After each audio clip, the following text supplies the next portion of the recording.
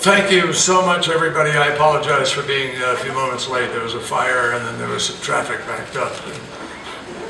So here I am and here are you. And thank you for being here. Let me begin by thanking our terrific U.S.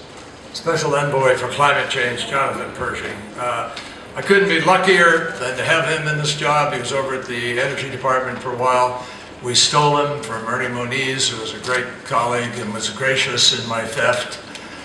And he has done a spectacular job working with all of our international partners as we begin the hard work of implementing the Paris Agreement. And I also want to thank Ambassador Jennifer Haverkamp, who, along with Jonathan and a lot of the team that I see sitting here, has done an absolutely terrific job in leading the State Department's efforts to advance our climate goals this year. And I have to tell you, well, let me just divert for a minute. I also want to thank Brian Dietz. I don't know if he's here, but I'm grateful for President Obama's senior advisor on climate issues and the entire intrepid U.S. delegation to the COP, whom I had a chance to meet with earlier this morning, but we've kind of traveled this road together.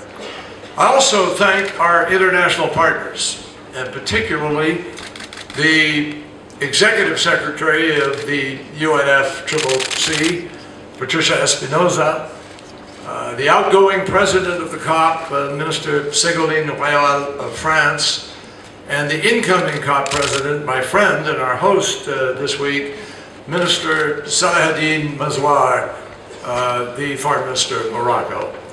And I also want to thank our partners from Fiji, who will serve as president for the next COP, which I intend hopefully to attend as citizen, Kerry.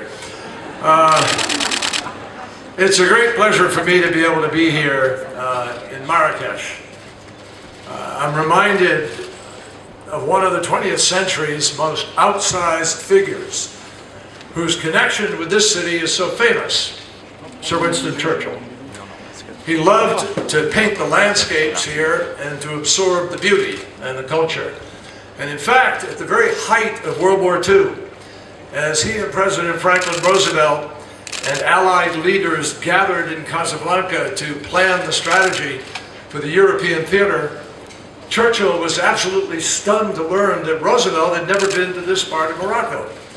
So in a move that perhaps only Winston Churchill would get away with in the middle of a global war, World War, Churchill convinced Roosevelt to extend his visit and drive through what was still at the time